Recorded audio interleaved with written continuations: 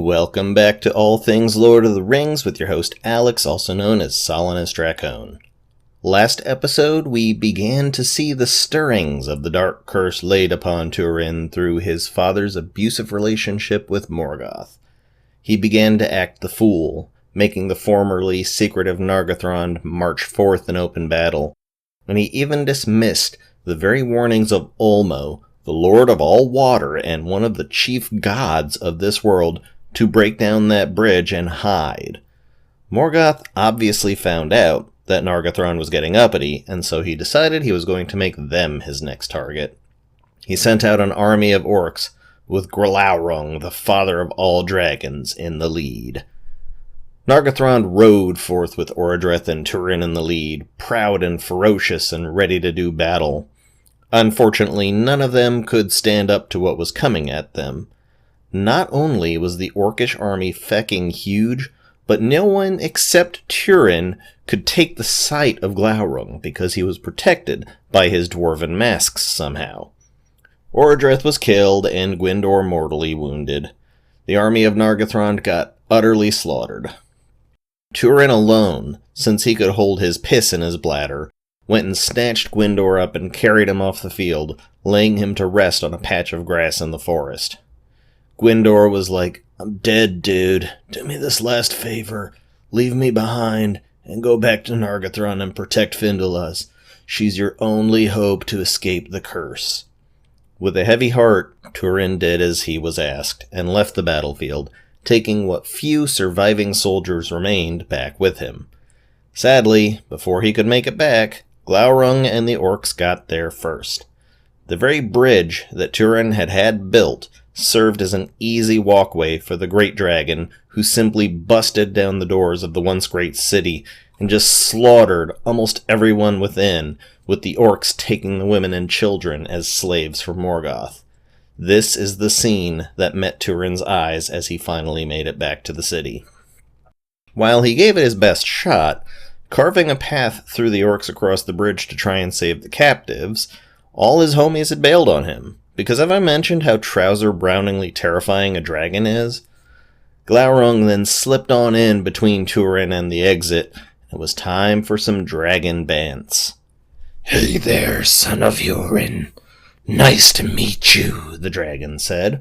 In response, Turin tried to angle himself for an attack, but Glaurung had more weapons than teeth and claws and flames. The monster just stared at Turin, and Turin stared back, and just like that, he fell under the dragon spell.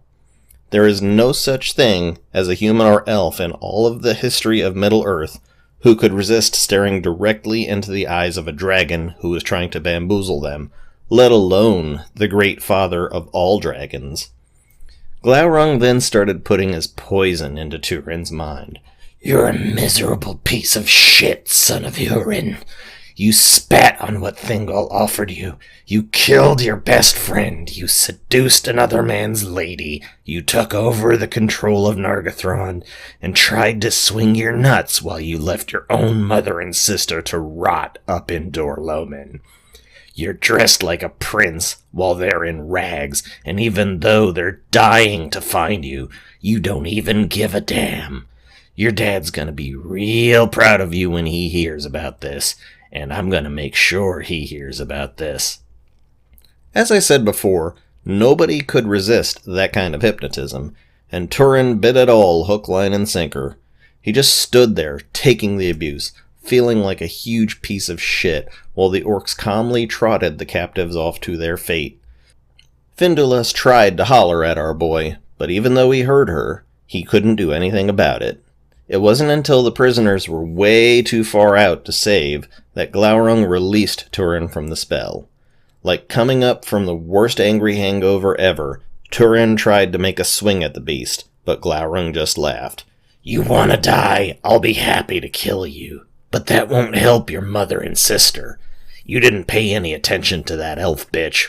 Are you going to ignore your family too?" Turin's response was a swing at the eyes.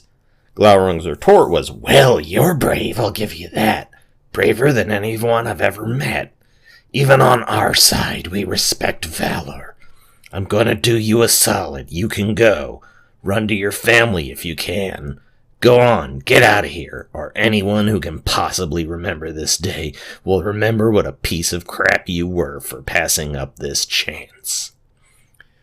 Turin took him up on the offer and shagged ass out of there, the monster hollering behind him, "That's right, hurry! Better get there before the orcs do, and if you bother looking for Findulas, then you'll never see your mother again or ever even meet your sister. They wouldn't be happy."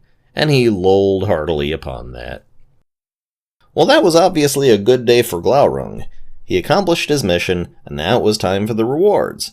He bitch-slapped every orc out of the way, and snatched any and every precious or pretty thing that he could find, because if there's one thing every dragon in all of fantasy loves, it's a big hoard of treasure to jealously guard.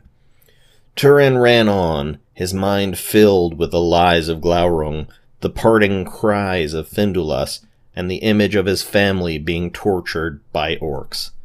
Through a bitter winter, past the springs of Ivern that he once drank from, but were now frozen over, he rode to Dorlomen and found his mother's house empty, abandoned, cold. Nobody was home. And that's where I'm going to cut it for now. I want to thank everyone for watching. Please don't forget to like, subscribe, and leave a comment. Once again, I am Alex, also known as Solanus Dracone, and this has been All Things Lord of the Rings. Goodbye.